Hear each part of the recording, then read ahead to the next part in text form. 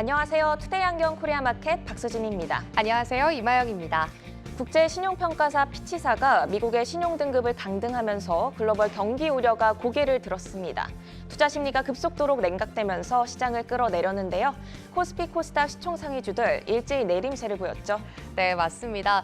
코스피 시가총액 상위 20개 모든 종목이 동반 하락했습니다. 코스닥 시총상위주 20개 내에서는 예상치를 상회하는 2분기 실적을 발표한 SM만이 빨간불을 켜내며 마감했습니다. 오늘은 글로벌 경기 불확실성이 부각된 하루인데요. 투데이 안경 코리아 마켓 첫 번째 이슈픽의 주인공은 누굴까요? 네. 반도체 불황 속에서도 인공지능 챗봇 열풍이 불면서 HBM의 가치가 날로 치솟고 있습니다. 메모리 시장을 주도하는 삼성전자와 SK하이닉스의 HBM 기술 경쟁도 치열하게 진행 중인데요. 투데이 안경 이슈픽 첫 번째는 삼성, 엔비디아의 HBM 공급입니다. 삼성전자가 엔비디아의 그래픽 처리 장치 필수 부품인 HBM과 첨단 패키징 서비스를 함께 공급하면서 앞으로 반도체 모든 공정을 책임지는 원스톱 서비스를 강화할 계획으로 알려졌습니다. 엔비디아가 기존 공급사인 TSMC에 대한 의존도를 낮추고 삼성전자를 낙점하면서 소부장 업체의 낙수 효과에 대한 기대감이 더욱 높아지고 있습니다. 오늘 반도체 장비주들의 흐름 어땠나요? 네, 반도체주 전반적으로 약세 흐름을 보여줬는데요. 신고가 기록 후 탄력이 둔화되던 이수페타시스는 오늘 10% 약세로 마감했습니다. 반도체 웨이퍼 가공 장비 업체인 미래컴퍼니는 약세장 속에서도 상승세를 이어가며 신고가를 기록하기도 했죠. HBM 이슈에 이은 투데이 한경 이슈픽, 오늘 주제는 어떤 건가요? 네, 투데이 안경 이슈픽 두 번째 주제는 2차 전지 새로운 테마 초전도체입니다. 국내 연구진이 상온상압 초전도체를 개발했다고 발표한 가운데 해외 시장에서 후속 연구 결과들이 나오며 관심이 집중되고 있습니다. 미국 국립연구소가 이론적 가능성이 있다고 확인하는 결과를 내놓은 데 이어 중국 연구진은 실험실에서 재현하는 데 성공했다고 발표했습니다. 초전도체 관련주, 약세장 속에서도 강한 에너지 보여줬죠? 네, 신성 델타테크, 덕성, 선암, 모비스, 그리고 파워로직스 등 초전도체 관련 주로 분류된 종목들이 일제히 급등세를 보여줬습니다. 그중에서 신성 델타테크와 덕성은 2거래일 연속 상한가 마감입니다. 금의 물질 초전도체 개발 소식에 들썩이는 관련주, 종목별로 모멘텀의 연속성들을 잘 확인하시면서 대응하셔야겠습니다. 네, 투데이 안경 이슈픽 종목은 HBM 초전도체 관련주 가운데 뜨거운 관심을 받고 있는 이수페타시스, 미래컴퍼니, 신성 델타테크와 덕성입니다. 투자자 여러분들은 매수하셨나요? 매도하셨나요? 아니면 아직도 고민 중이신가요? 종목들의 최적화된 매매 타이밍을 포착해보는 매도의 기술, 지금부터 시작합니다.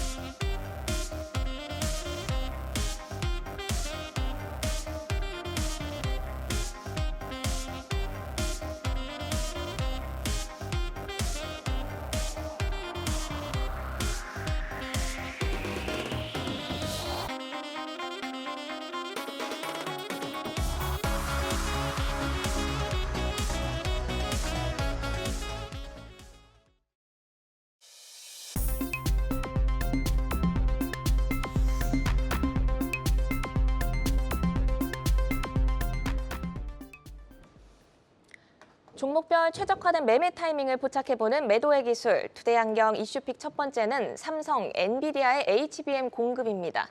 인공지능 챗봇 열풍이 불면서 HBM의 가치가 치솟고 있는데요. 메모리 시장을 주도하는 삼성전자와 SK하이닉스가 총성 없는 전쟁을 벌이고 있다는 얘기까지 나오고 있습니다. 오늘은 삼성전자가 엔비디아의 HBM과 첨단 패키징 서비스를 함께 공급한다는 소식 전해졌는데요. 먼저 이번 공급 소식 어떤 시사점이 있는지 어디인지 또 소부장이 미칠 낙수 효과에 대해서 김병수 PB께 먼저 질문 드리겠습니다. 네, 안녕하십니까. 엔비디아에서 이번에 기존 공급사인 TSMC와 더불어서 의존도를 낮추고 공급선 다변화를 위해 삼성전자를 낙점했다라는 기사가 함께 나오게 됐습니다.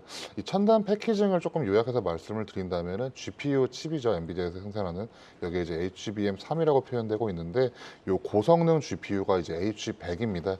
이 H100을 만드는 요 과정, 요 합치는 과정을 첨단 패키징이라고 표현하고 있는데 지금까지는 TSMC 쪽에서 요거를 하고 있었고 이거에 대해서 하청이라고 표현할 수 없고 같이 일하는 게 이제 SK 하이닉스였습니다. 그래서 엔비디아 쪽에서는 이제 하이닉스가 조금 수혜를 받고 있었는데 이번에 삼성전자가 요 공급선으로 같이 들어갔다라고 말씀을 드려보고 싶고 AI 쪽이 이제 확산이 되면서 H100에 대한 수요가 급증하게 됐습니다.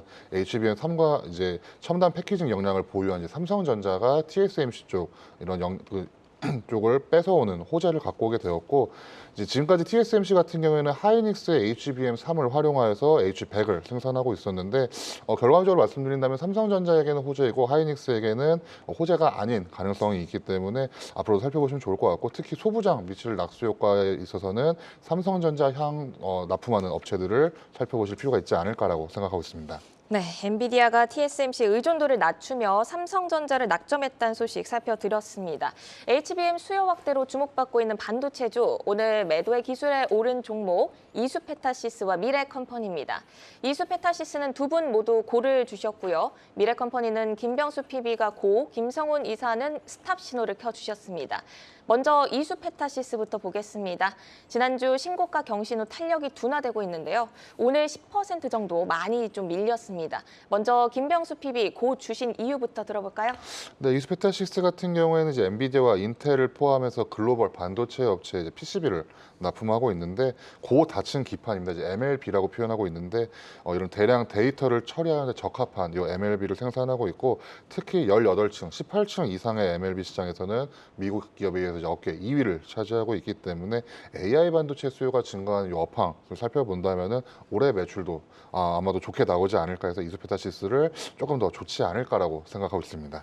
네, AI 반도체 수요 증가로 올해 매출이 늘어날 것이기 때문에 고사인 주셨다고 말씀 주셨습니다. 김성훈 이사께서도 고사인 주셨는데요. 이수페타시스가 PCB 대장주죠.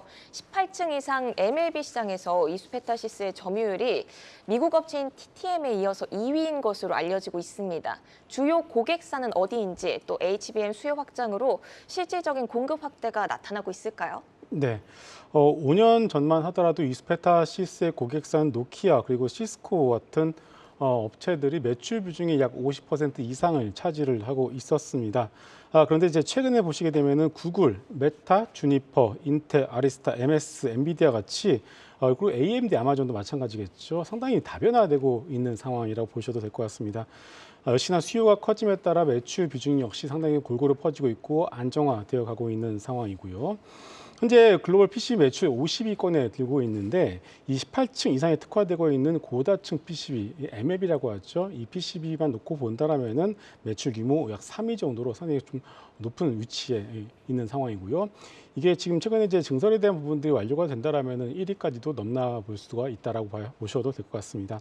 이 경쟁사가 중요한데 미국의 TTM 그리고 중국 업체가 있는데 아시다시피 얼마 전에 이제 중국 쪽에서 반도체 소재에 대해서 수출을 금지를 하겠다. 이런 또 다시 한번 어깃장을 놓고 있는 상황이죠. 미국과 중국과의 어떤 반도체 소재에 대한 어떤 문제가 다시 한번 불거지게 된다라면 역시나 여러 중국 업체를 배제함으로 해서 수혜를 보고 있는 이수페타시스의 경우에는 역시나 그 수혜를 지속적으로 가져갈 수밖에 없지 않나 이렇게 보고 있고요. 엔비디아의 경우에는 내년 3분기까지는 엔비디아의 어떤 대안이 나오기가 어려운 상황입니다. 물론 AMD가 어느 정도 대안이 될 수 있다는 얘기가 나오고 있습니다만은 아직까지 좀 부족한 면이 분명히 있기 때문에 엔비디아의 대안이 아직까지 없다라고 놓고 본다라면은 그리고 이수페타시스의 수혜는 지속이 될 수밖에 없지 않나 이렇게 보고 있기 때문에 지금의 주가의 조정을 이용해서 매수 관점으로 접근해 보셔도 좋을 것 같습니다. 네, 두 분 다 매출이 안정적으로 우상향할 것이다 이렇게 좋게 보고 계신데 이수페타시스가 향후 시장 확장을 좀 예상해 볼 때 지금의 멀티플 충분히 합리적이라고 보실까요? 멀티플이 합리적인가는 이제 주가에 반영할 때 조금 애매하게 말씀을 드릴 수가 있는데 지금도 충분히 높지 않다라고도 말씀을 좀 드려보고 싶습니다. 왜냐하면 매출액 같은 경우에는 전년 대비해서 이제 올해 예상되는 매출액이 한 11% 증가한 한 7천억대가 나올 것으로 전망이 되고 있고 특히 방금 말씀하신 것처럼 미중 분쟁 쪽에서 반사 수혜가 충분히 지속될 수 있다는 이야기가 나오고 있습니다. 특히 챗GPT, 지금은 조금 들어갔지만 챗GPT와 함께 AI 쪽 기반에서 클라우드 수요가 굉장히 좋아지고 있고 이거에 대해서는 성장성은 거의 긍정적이다라는 이야기가 나오고 있고 특히 연산 속도라든지 능력이 굉장히 중시되고 있고 이런 형상이 되고 있는 GPU가 굉장히 수요가 증가하고 있기 때문에 엔비디아양 수주가 무조건 증가할 수밖에 없는 구조다라는 이야기가 나오고 있고 그렇게 된다면 이수피타시스를 이제 필두로 해서 인쇄로 기반 이제 PCB를 만드는 업체들 중에 충분히 수요가 나올 수 있고 이로 인해서 매출도 증가할 수 있다. 물론 지금의 멀티플은 높을 수 있지만 많이 높은 게 아닐 수도 있다라는 것에 대해서 충분한 근거다라고 좀 말씀을 드려보고 싶습니다. 네, 그럼 가격 전략을 한번 살펴보고 가겠습니다. 이수페타시스가 연초 대비해서 600% 이상 상승률을 기록하고 있습니다. 또 최근 3개월간 상승률만 해도 100% 이상인데요. 오늘 한 10% 정도 많이 밀렸어요. 이사님께 좀 질문을 드려보겠습니다. 조정 시 매수 관점으로도 좋게 보고 계신 것 같은데 기존 보유자들은 현 시점에서 전략 어떻게 가져가는 게 좋을까요? 네, 맨 아래에서 사신 분들과 최근에 들어가신 분들의 전략이 달라질 수밖에 없겠죠. 좀 수익의 여유가 있으신 분들의 경우에는 느긋하게 가져가 보시는 게 당연히 맞겠고요. 최고점에 어떻게 보면 어제라고 볼 수 있겠죠. 어제 좀 최고점에 물리신 분들의 경우에는 오히려 추가 매수의 기회를 노려보시는 것이 좋지 않을까 이렇게 생각을 하고 있습니다. 일단은 차익 실현도 그렇고요. 어떻게 보면은 단기 차익 실현 관점에서 놓고 보더라도 타이밍은 일단 놓쳤다라고 보는 게 맞을 것 같습니다. 오히려 오늘의 시장 조정의 빌미가 어떤 신용 등급 강등이 그 빌미라고 놓고 본다라면은 오히려 이 신용 등급 강등에 대해서 논란이 많습니다. 이것이 S&P 같은 경우 2011년에 이미 강등했기 때문에 피치의 이번 강등에 대해서도 이제 와서 이제 10년 지나서 이제 와서 강등하는 것에 대해서도 논란이 많기 때문에 오늘 장이 지나고 나서 미국 시장이 좀 양호하게 마감을 한다라면 내일 장 우리 시장 상당히 좀 강한 반등이 나올 수도 있기 때문에 오히려 물량을 줄이거나 하실 분들의 경우에는 오늘이 아니라 내일 반등씩마다 줄이는 것도 나쁘진 않은 선택이라고 보고 있고요. 제가 드리고 싶은 말씀은 역시나 이제 매수의 관점 접근하시되 다만 추격 매도의 어떤 실수는 저지르지 말자 이렇게 말씀 다시 한번 드리고 싶고요. 중장기적 관점 봤을 때 여전히 엔비디아의 방향성과 그리고 이수페타시스의 방향성은 일치할 수밖에 없다 이렇게 말씀드리겠습니다. 네, 수익률에 여유가 있으신 분들은 끌고 가는 전략, 고점에서 만약에 물리신 분들이라면 분할로 더 담는 전략 짜주셨습니다. 김병수 PB님께도 좀 질문 드려보겠습니다. 오늘 10% 정도 많이 빠졌는데 좋게 보고 계시잖아요. 조정 시 신입으로 이제 신규 진입 가능할까요? 네, 지금 35,800원 정도로 마무리가 됐는데 대략 한 여유 있게 한 32,000원, 33,000원 선 정도까지를 좀 열어두시고 아마 급등락이 조금 발생할 것 같습니다. 방금 이사님께서 말씀하신 것처럼 신용 쪽 문제도 있을 수 있고 아니면 2차전지 수급 쪽 문제도 있을 수가 있기 때문에 한 34,000원 선을 두고 한 재진입 가능 선으로 먼저 보신 다음에 단기간적으로 이제 급등락의 위험에 노출될 수가 있어서 분할로 접근하실 필요가 있지 않을까라고 생각을 하고 있습니다. 네, 이렇게 이수페타시스 가격 전략까지 살펴봤습니다. 이번 종목은 미래컴퍼니인데요. 최근 가파르게 상승하면서 오늘 신고가를 다시 썼습니다. 미래컴퍼니 같은 경우에는 김병수 PB는 고, 김성훈 이사는 스탑 사인을 주셨습니다. 먼저 김병수 PB의 고 이유부터 들어볼까요? 네, 미래컴퍼니 같은 경우에는 오늘 좀 외국인 매수세가 조금 몰리는 모습을 보였는데 좀 아깝게도 좀 상승분을 반납하면서 내려오게 됐습니다. 반도체 웨이퍼 이제 가공 장비를 양산하는데 본격화된다라는 기사가 함께 나오게 됐고, 요거는 이제 일본 회사가 지금까지 독점하고 있었는데 요거에 대해서 도전장을 내밀었다라고 좀 요약할 수 있을 것 같습니다. 마찬가지로 미래컴퍼니 같은 경우에는 반도체와 2차 전지 그리고 나아가서 복강경 수술 로봇까지도 나오게 되면서 포트폴리오를 굉장히 다변화하려는 의지를 피력하고 있어서 지금까지는 반도체 또는 2차 전지 쪽에서 좀 상승이 있었다면은 앞으로는 다양한 섹터에서 매출이 나올 수가 있어서 특히 23년 이제 1분기가 넘어간 상반기가 넘어가는 지금 시점에서 장비 납품을 받는 업체들을 좀 살펴보실 필요가 있다라고 좀 말씀을 드려보겠습니다. 네, 오늘 미래컴퍼니 주가가 13%까지 장중 고점을 형성했다가 윗골이 달면서 3% 상승으로 마감을 했습니다. 김병수 PB께서는 이 포트폴리오 다변화에 높은 점수를 주셨거든요. 김성훈 이사께서는 미래컴퍼니 스탑 신호 주셨어요. 이유 들어볼까요? 네, 일단은 이 장비주 중에서는 역시나 그 최근에 이제 그라인딩 장비의 어떤 모멘텀이 먼저 좀 선반이 되어 가고 있는 것 같고요. 그리고 로봇에 대한 뉴스도 좀 나오게 된다라면 미래컴퍼니가 이제 수술용 로봇을 이제 과거에 이것 때문에 주가가 상당히 좀 큰 시세가 났던 적이 있기 때문에 이쪽으로도 좀 테마가 붙으면서 시세가 좀 나는 어떤 경향도 있습니다. 자, 일단은 뭐 그라인딩 장비 중에서는 삼성전자 향후로 이제 퀄테스트가 진행 중이기 때문에 이것에 대한 기대감이 좀 과하게 좀 반영이 된 듯한 뉘앙스도 있기 때문에 일단은 최근에 좀 시장도 많이 흔들리고 있고요. 그렇기 때문에 일단 가지고 계신 분들의 경우에는 단기적으로 한번 차익 실현을 먼저 하시고 나서 다시 사시더라도 좀 조정 시에 매수를 하자라는 그런 뉘앙스로 이렇게 좀 스탑 사인을 말씀드리도록 하겠습니다. 네, 그라인딩 장비 모멘텀이 주가에 좀 선 반영된 것 같다라는 말씀이셨는데 미래컴퍼니가 반도체 그 웨이퍼 가공 장비 성장성에 주목을 받고 있습니다. 제품의 경쟁력과 시장 점유율 현황 여쭤보고 싶은데요. HBM 수요 확대로 인한 수익 기대치 어느 정도로 가져가면 좋을까요? 네, HBM 수요 확대는 전반적으로 이제 반도체 업황에 대한 긍정적인 사인이다라고 먼저 말씀을 드리고 미래컴퍼니를 조금 말씀을 드려보겠습니다. 반도체 웨이퍼 가공 장비로 표현하고 있는데 이제 디스플레이 엣지 그라인더로 알고 계시면 좋을 것 같습니다. 이제 국산화 의지가 굉장히 강한 어떻게 보면 그 장비 중에 하나인데 이러기 때문에 매출에 대한 성장성을 좀 기대한다라는 기사가 함께 났습니다. 특히 삼성전자 내에서 이제 위 장비 이제 반도체 웨이퍼 가공 장비를 다시 말씀을 드린다면은 장비가 한 5천억 규모 정도가 필요하지 않나라는 이야기가 나오고 있습니다. 여기서 대략적으로 리포트가 나온 거에서 점유율을 한 20% 정도 확보할 가능성이 있고 이렇게 된다면 매출이 1천억 원, 1천억 원 가량이 가능하지 않냐라는 논리로 리포트가 함께 나오게 됐는데 전기차라든지 AI라든지 이런 시장에서 성장하게 되면서 반도체 공급 부족 현상을 재발할 수도 있다. 왜냐하면 저희가 아시다시피 자동차 쪽 반도체가 부족했던 걸 겪어봤기 때문에 이런 현상이 재발하기 전에 국산화 움직임이 분명히 나올 수가 있습니다. 지금까지는 일본 업체가 거의 독점하고 있어서 그렇기 때문에 이 움직임에 대해 수혜를 받을 수 있고 22년에 매출이 한 1,500억 가량 나오게 됐습니다. 올해 웨이퍼 가공 장비 매출을 1,000억 원 정도로만 계산을 한더라도 기존 매출의 대략 60% 이상에 대한 달성이 나올 수가 있어서 미래컴퍼니의 매출 또는 영업이익이 좀 긍정적이지 않을까라고 생각을 하고 있어서 좀 주가가 조금 더 갈 수 있지 않을까. 물론 단기간의 조정에 대해서는 그럴 수 있지만 좀 주가를 좀 긍정적으로 보실 필요가 있지 않을까라고 말씀을 드려보겠습니다. 네, 일본에서 독점하고 있는 장비를 국산화하면서 이 부분에 대한 매출 성장이 기대되기 때문에 주가가 더 갈 수 있지 않나 이런 말씀이셨습니다. 미래컴퍼니가 사실 HBM뿐 아니라 로봇 쪽에서도 모멘텀이 있습니다. 하반기에 삼성전자의 의료기기용 웨어러블 보행 보조 로봇 출시가 예고되어 있는데요. 삼성과 로봇 관련해서 기대 효과는 어떨까요, 이사님? 네.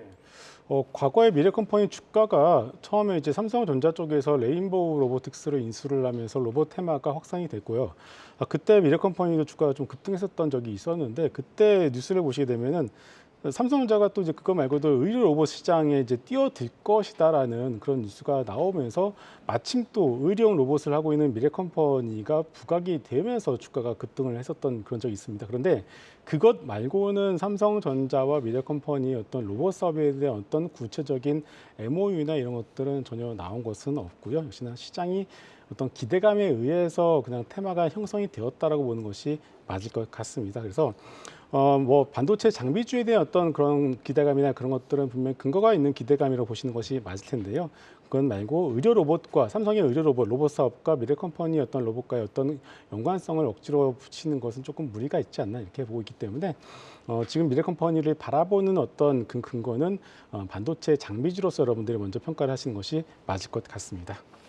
네, 미래컴퍼니 또 가격 전략 살펴보겠습니다. 오늘 신고가를 기록했기 때문에 지난 3월 고점에 담으신 분들도 아마 모두 수익 구간으로 전환하셨을 것 같습니다. 오늘의 신고가를 매도의 신호로 봐야 할지 아니면 또 다른 상승의 신호탄으로 봐야 할지 기존 보유자분들 현 시점에서 전략 어떻게 가져가면 좋을까요? 네, 오늘 58,000원 정도에서 플러스 3% 정도로 윗꼬리를 조금 남기는 모습을 보였습니다. 오랜 횡보 끝에 조금 이제 정구점을 넘어서는 모습을 보이게 됐는데 대략 한 4만 원 선을 지지할 수 있는지가 조금 중요할 것 같습니다. 방금 말씀하신 것처럼 선반영 이슈가 분명히 있을 수가 있기 때문에 이 4만 원 선을 조금 지키는지를 살펴보시면 좋을 것 같고, 이 4만 원 선을 지킬 수 있다면 추가적으로 뭐 횡보이긴 하지만 우상향을 그리는 횡보도 가능할 수 있기 때문에 좀 신중하게 투자가 필요하지 않을까라고 말씀을 드려보겠습니다.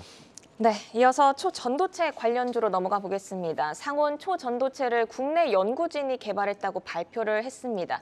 미국 국립연구소가 이론적 가능성이 있다고 확인하는 결과를 또 내놨고요. 중국 연구진은 이를 실험실에서 재현하는 데 성공했다 이렇게 발표하면서 시장에 이목이 집중되고 있습니다. 일단 초전도체의 주요 사용처가 어디로 봐야 할지 궁금한데 아직도 개발 단계입니다. 기대감 속에서 투자자들이 유의해야 할 점 먼저 이사님께서 짚고 가실까요? 네, 이것을 보면서 과거에 이제 그래핀이 생각이 났습니다. 여러분들 잘 아시죠? 그래핀도 꿈의 소재라고 불리우면서 주식시장에서 큰 테마를 형성했었고요. 그래핀도 음보다 이제 열 전도성이 높고 구리보다 100배 이상 전기를 잘 통하기 때문에 큰 시세를 내었었던 적이 있었는데요. 그런데 이게 2010년도 초반부터 그랬었는데 결국 지금까지도 상용화가 되지 않고 있는 상황입니다. 항상 테마로만 끝나고 있는데 그 이유가 결국은 이 검증에 대한 부분들이 계속 나올 때마다 실질적으로 이것이 검증이 되지 않고 있기 때문이겠죠. 국일제지 같은 종목이 있습니다. 대표적인 그래핀 관련주인데 이 서울대 교수님께서 공개적으로 검증을 하자라고 회사 측에 제안했는데 회사 측에서 거부를 했습니다. 결국 이런 부분들이 그 테마로만 그치지 않나라고 생각을 하고 있고요. 일단 지금 이제 초전도체에 대한 부분들 뭐 우리나라뿐만 아니라 해외에서도 좀 논란이 되고 있는 것 같습니다. 해외 쪽에 들리는 어떤 분위기나 이런 것들은 어떤 자성체의 일종이다라고 좀 더 나아진 자성체의 일종이다라고 의견이 모아지는 것 같은데 어찌됐든 간에 이제 시세는 시세이기 때문에 어제에 이어서 오늘까지도 이제 2번 연속 상한가가 들어갔다고 봐야 될 것 같고요. 일단은 2번 연속 상한가 들어갔기 때문에 내일부터는 본격적으로 차익 실현 욕구가 나올 수밖에 없지 않나라고 생각하고 있기 때문에 이 부분 여러분들 약간 좀 유의해서 보실 필요가 있을 것 같습니다. 네, 이사님께서도 그래핀 언급을 하셨지만 초전도체 테마가 이제 그래핀을 활용한 초전도체 구현 관련 연구가 이제 주목을 받으면서 상보나 크리스탈 신소재 이런 종목들도 오늘 오름세로 마감을 했습니다. 초전도체 개발 성공 소식에 들썩이는 업계 매도의 기술에 오른 오늘 종목 신성 델타테크와 덕성입니다. 덕성은 두 분 모두 스탑 주셨고요. 신성 델타테크는 김병수 PB는 고, 김성훈 이사께서는 스탑 신호 주셨습니다. 먼저 신성 델타테크부터 볼까요? 어제에 이어서 오늘도 상한가로 마감을 했습니다. 초전도체 에너지가 주가에 강하게 작용을 하고 있는데 먼저 김병수 PB 고 사인 주신 이유부터 들어보겠습니다. 네, 사실 초전도체 요 이야기는 한 7월 말인데 어떻게 보면 지난 주말을 이용하면서 갑자기 좀 많이 퍼지는 듯한 이야기였습니다. 요 관련 내용도 굉장히 중요하지만 결국에는 어떤 수혜를 받을 수 있는지를 살펴보았을 때 실질적으로 실체 또는 실질적으로 수혜를 받으려면 뭐 지분을 갖고 있다거나 아니면 투자가 충분히 이어졌다거나 단순히 과거에 이런 사업에 참여했던 기업만으로는 테마가 조금 이어지기는 약할 수가 있기 때문에 그 두 가지를 살펴봤을 때 그나마 지분 구조에 조금 참여가 되어 있는 신성 델타테크는 그나마 나머지 이런 초전도성 이 초전도체 관련 테마성 주식들 중에는 관심이 필요하지 않을까. 그래서 여기서는 고가 충분히 가능하다라고 좀 생각을 하고 있습니다. 네, 그러면 이사님께 이번엔 질문 드려보겠습니다. 스탑 사인을 주셨는데 이유 들어볼까요? 네. 오늘 왜 이쪽 초전도체 쪽이 강했을까요? 라고 이제 우리가 한번 살펴볼 필요가 있는데요.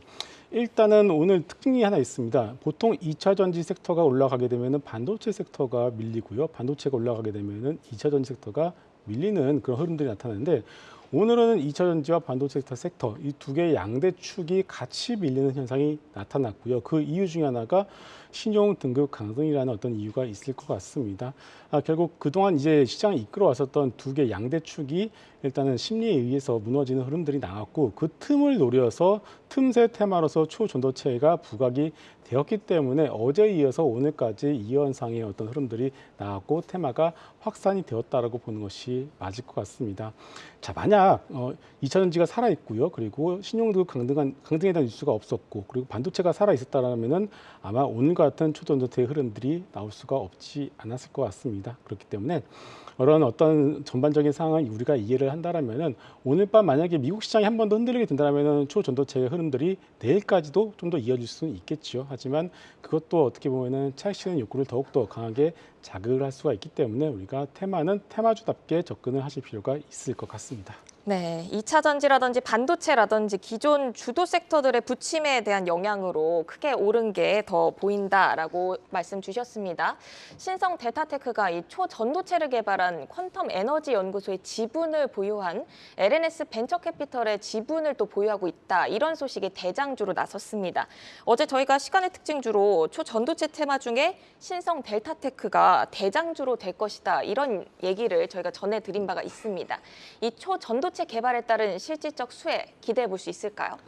네, 사실 초전도체라고 나오는 테마성 주식들 종목들을 보면은 좀 시가총액이 좀 작은 모습을 보이고 있습니다.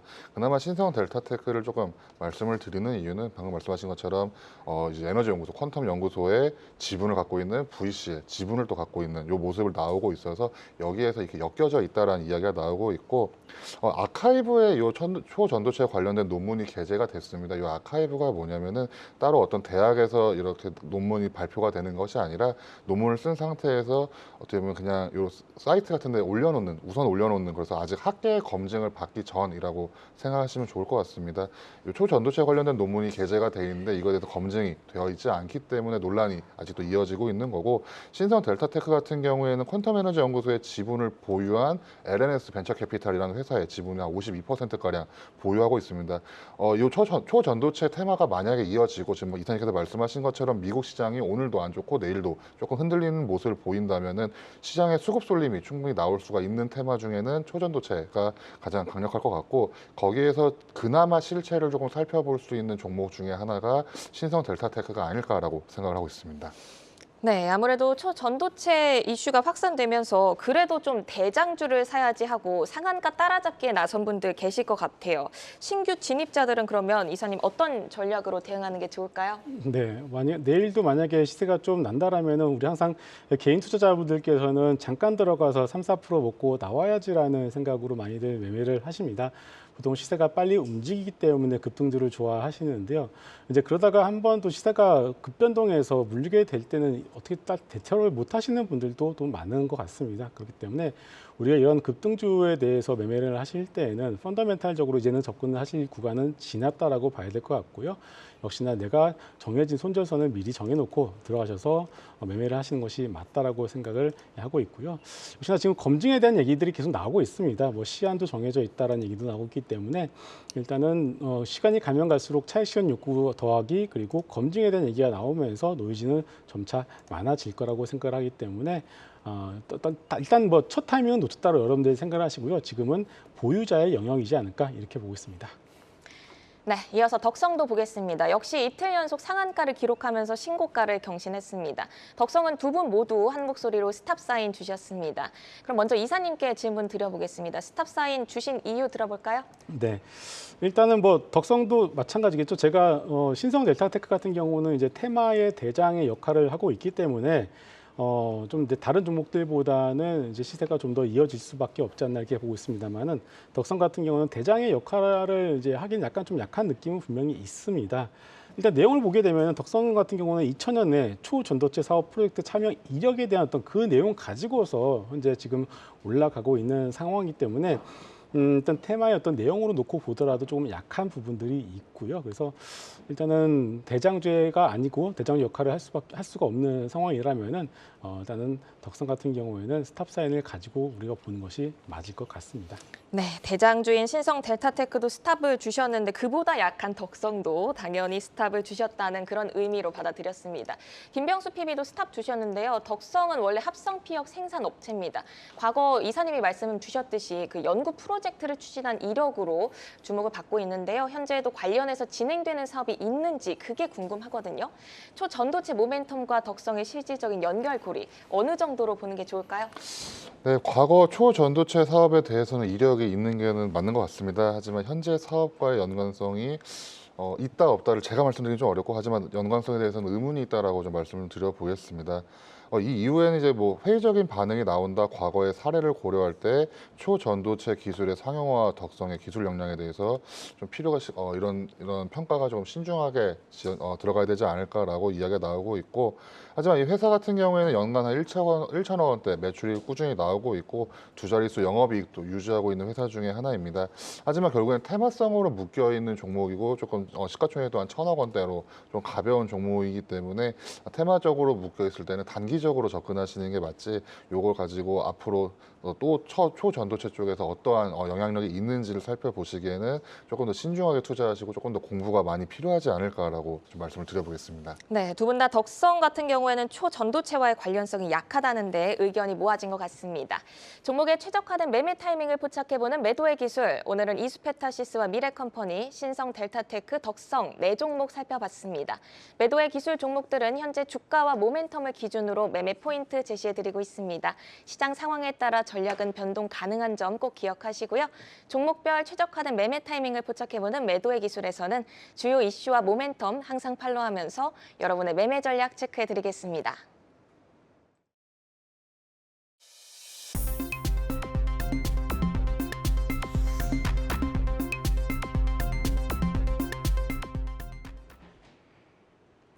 정규장 마감 후 4시부터 6시까지 진행되는 시간의 투자리그입니다. 시간의 거래 동향을 만나보는 이 시각 시간의 단일가입니다. 장이 마감된 후 오후 4시부터 6시까지는 10분 단위로 시간의 단일가 거래가 이뤄지는데요. 시간의 주요 종목 등락률을 실시간으로 전달해드리겠습니다. 우선 이 시각 시간의 단일가, 코스피 상승률부터 확인해 보도록 하겠습니다. 어떤 종목들이 이름을 올렸을까요? 코아스가 가장 강하게 오르고 있습니다. 8.3% 상승률을 보여주고 있고요. 이어서 비비안이 6.8% 상승세를 보여주고 있습니다. 인지컨트롤스를 함께 체크를 해보시면요. 초전도체 수혜주죠. 오늘 정규장에서는 28% 강세를 보여줬는데 자회사인 유텍솔루션이 초전도체 구현을 발표한 퀀텀 에너지 연구소의 지분을 갖고 있다는 소식에 오늘 정규장에서 강세를 보여줬습니다.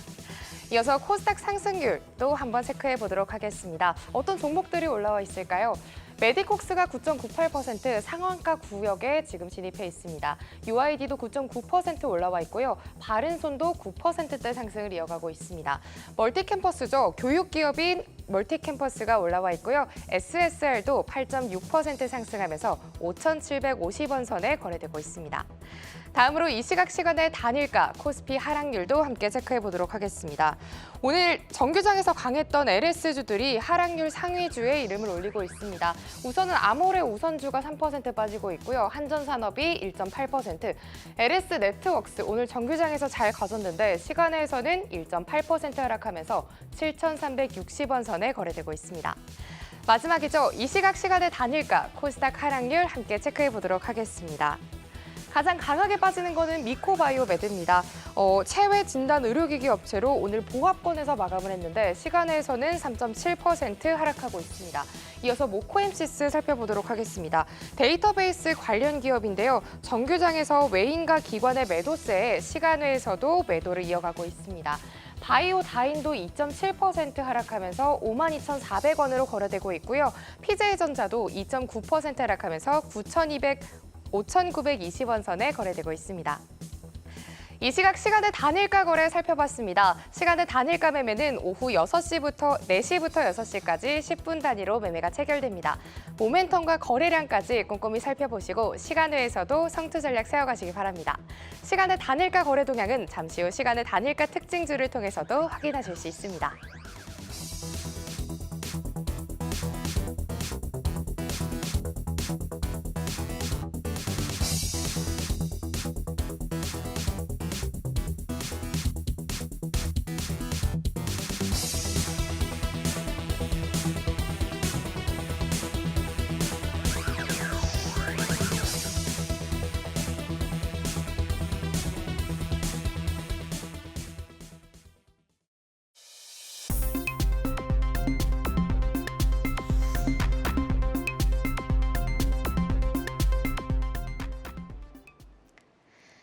다양하게 부각되는 이슈와 모멘텀 속에서 연속성 있는 재료로 우상향할 주인공 누가 될까요? 주도주로 떠오르게 될 종목을 미리 만나보는 라이징 스탁입니다.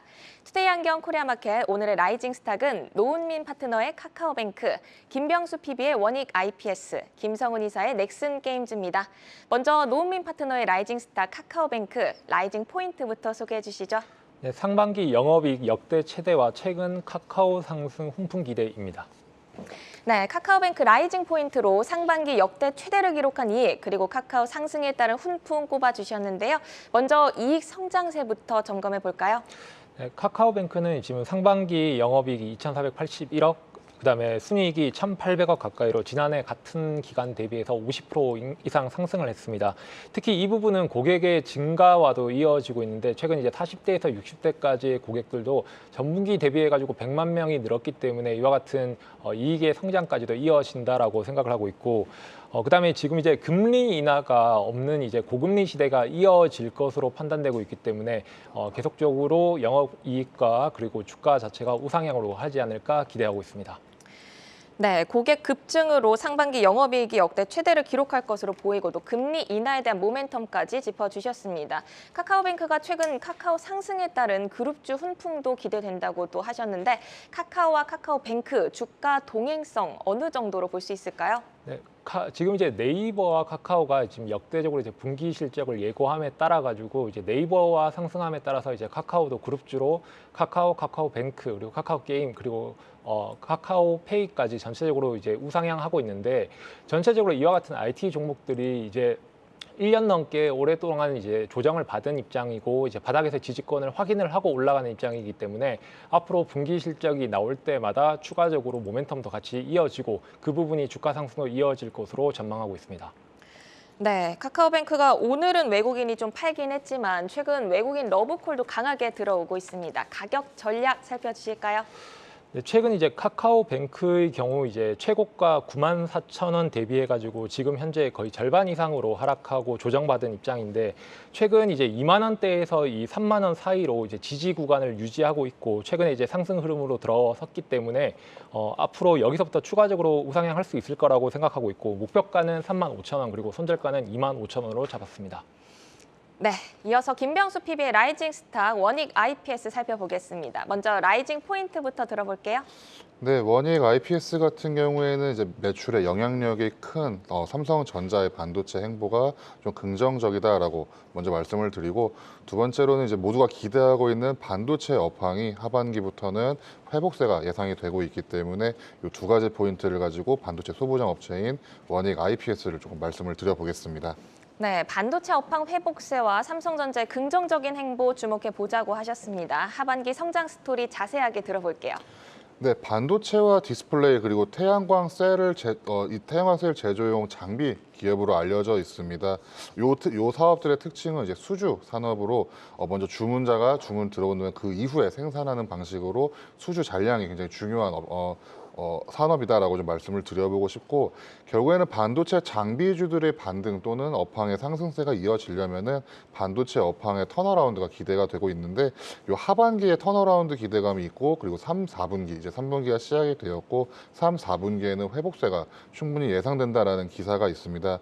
요 이후로는 이제 메모리 반도체의 가격 하락폭이 좀 완화되는 모습을 보이고 있어서 가격 정상화에 따른 매출과 영업이익이 조금 살아나지 않을까라는 이야기도 있고, 특히 삼성전자 쪽에서 이제 폴더블 폰이 조기에 나오게 되고 아이폰 15도 이제 출시가 예정이 되어 있기 때문에 이와 관련되어서 반도체 제조업체들이 좀 수혜를 받지 않을까라고 좀 말씀을 드려보고 싶습니다. 1분기의 매출액이 한 1,500억 정도로 전년 동기 대비 한 29%가량, 한 30%가량 빠지는 모습을 보였습니다. 이 영향은 아마 중국 쪽 디스플레이 쪽 산업에 대해서 산업이 좀 안 좋았기 때문에 이 영향을 끼치게 되었고, 결국에는 영업 손실 107억 원으로 적자 전환까지도 나오는 모습을 보였습니다. 이번에 2분기 매출 같은 경우에는 대략 한 2천억 원, 한 1,985억 원이 예상이 되고, 영업이익은 한 84억 원, 이제 영업이익이 다시 흑자로 나오게 되면서 요 2분기에는 매출이 좀 정상화될 거다라는 이야기가 나오고 있고, 특히 삼성전자 평택 쪽에 있는 P3 쪽에 장비 반입이 시작이 될 거기 때문에 하반기에 충분히 긍정적이다라고 이런 예상이 나오고 있습니다. 마찬가지로 지난해 연간 매출이 1조 원일 때 삼성전자 쪽 매출이 한 5천억 가량이 나오게 됐습니다. 특히 원익 IPS 같은 경우에는 거의 매출의 절반 정도가 삼성전자 향으로 나오고 있기 때문에 영향력이 굉장히 크고, 그렇기 때문에 삼성전자가 조금 부진했던 올 상반기를 뒤로 하고 이제 하반기에 좀 좋아질 수 있다면은 충분히 매출과 영업이익이 개선되지 않을까라고 생각을 하고 있습니다. 네, 폴더블 폰이라든지 아이폰 15에 대한 기대감도 있고 또 영업이익이 턴어라운드 할 것으로 또 예상된다 이런 말씀 주셨습니다. 근데 주가가 지난 월요일 신고가 기록 후 하락세를 계속 이어가고 있습니다. 가격 전략 어떻게 가져갈까요? 네, 오늘 같은 경우에는 뭐 미국의 영향이 있을 수도 있고 조금 수급적으로 조금 안 좋았던 모습을 보이고 있습니다. 대략 한 35,000원 초반대의 모습을 보이고 있는데 이 자리에서 매수를 들어갈 수 있다면 나쁜 자리는 아닐 것 같습니다. 지금 현재가로 매수를 들어가신다면 목표가로는 4만 원 선 조금 아래를 말씀드리겠습니다. 4만 원 정도를 1차적인 목표가로 매수 투자를 이어나가시면 좋을 것 같고, 아래쪽으로는 한 3만 2천 원 선이 깨질 때는 과연 원익 IPS나 또는 반도체 업황이 하반기에도 충분한 호재가 이어나갈 수 있을지 다시 한번 살펴보실 필요가 있다라고 말씀을 드려보겠습니다. 네, 1차 목표가 4만 원 선 잡아주셨습니다. 계속해서 김성훈 이사의 라이징 스탁 넥슨 게임즈 보겠습니다. 라이징 포인트부터 들어볼까요? 네. 전 세계적으로 히트한 게임이죠. 블루 아카이브가 오늘 중국에서 드디어 출시가 되었습니다. 그동안 낮아진 기대감으로 인해서 주가가 많이 흘러내렸는데 이것은 충분히 선 반영이 되었기 때문에 지금부터는 우리가 쉽게 찾아보셔도 좋을 것 같습니다. 네, 라이징 포인트로 블루 아카이브 중국 출시에 따른 모멘텀 주목해보자라고 하셨는데 사전 예약자 수를 볼 때 흥행 가능성 충분하다고 보실까요? 네, 그렇습니다. 일단은 그동안 우리나라에서 이제 게임주를 이제 투자를 함에 있어서 변치 않는 불문율이 있습니다. 기대감에 의해서 먼저 사고 출시 전에 미리 파는 그런 전략이 그동안 반복되어져 왔었는데요.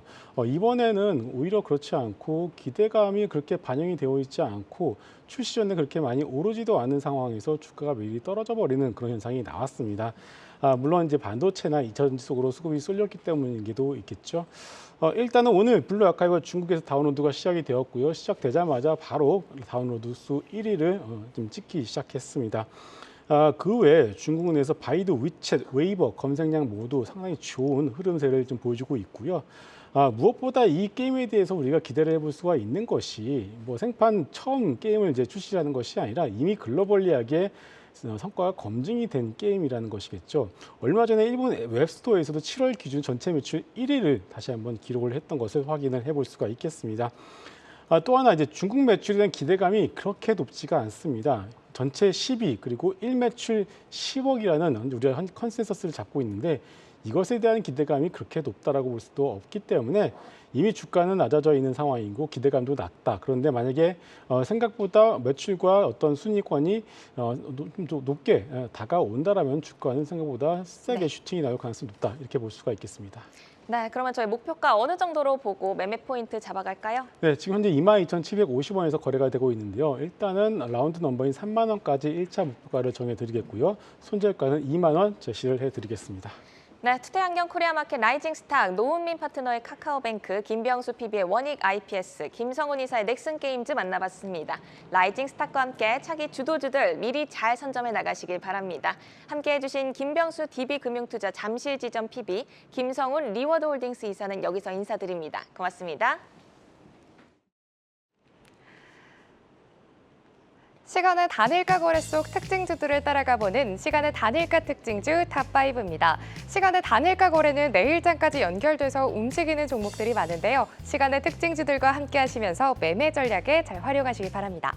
그럼 특징주 5위부터 확인해 보도록 하겠습니다.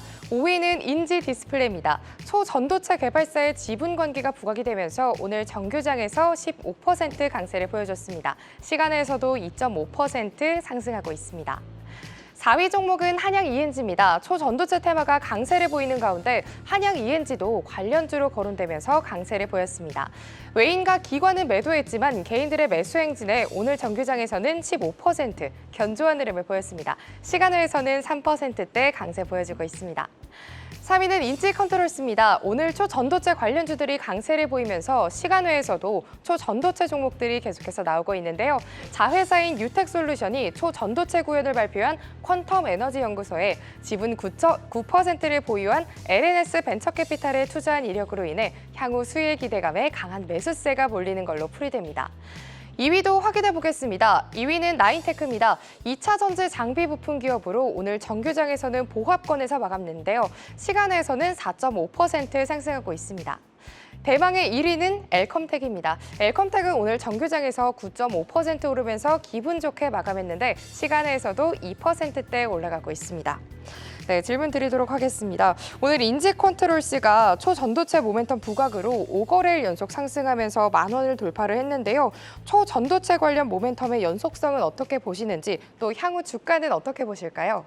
네, 일단 오늘 상한가를 기록을 했던 이제 선암과 이어가지고 이제 신성 델타테크라든지 파워로직스가 계속적으로 이제 상한가의 굳건히 있으니까 이제 연구소 지분을 보유하고 있는 종목들이 차례로 이제 시간 외에서 이제 강세를 보이고 있는데 이와 같은 흐름은 지금 이제 시장 자체가 좀 최근에 이제 미국 시정 등급 하락으로 좋지 않은 흐름이 이어지다 보니까 좀 당분간은 이어질 가능성이 높다라고 생각을 하고 있지만은 그럼에도 불구하고 이제 선암과 같은 종목들이 지금의 상승세를 잃어버릴 경우 이제 인지 컨트롤스나 이제 파워로직스처럼 이제 따라서 상한가 같은 종목의 경우에는 조금 더 이제 주가 상승에 있는 힘을 잃어버릴 가능성이 높다라고 판단하고 있으니까 조금 더 주의를 살피고 투자하시는 게 중요하다라고 생각하고 있습니다.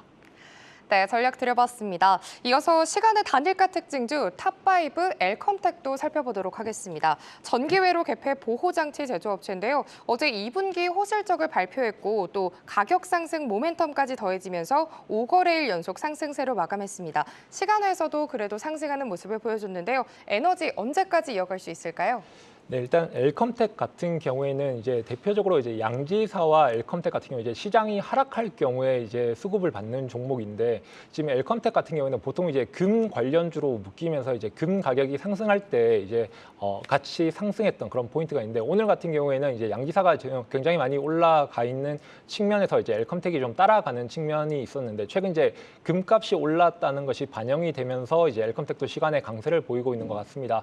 일단 오늘 미국 시장이 어떤 식으로 조정을 받을지를 확인을 해봐야 되겠지만은 지금 이제 굉장히 많이 상승해 있던 구간이기 때문에 조금의 악재로도 이제 시장이 흔들린다라는 것을 오늘도 확인하셨을 거라고 생각하고 있습니다. 그래서 단기적으로는 이 엘컴텍이라든지 양기사와 같은 이제 시장 하락에 대한 종목들이 상승할 수 있지만은 조금이라도 시장이 다시 한번 이제 반등이거나 저점을 잡는다라면은 해당 종목의 상승세 잃어버릴 가능성이 높기 때문에 해당 종목도 투자에 있어가지고 조금 더 조심할 필요성이 있다라고 생각하고 있습니다.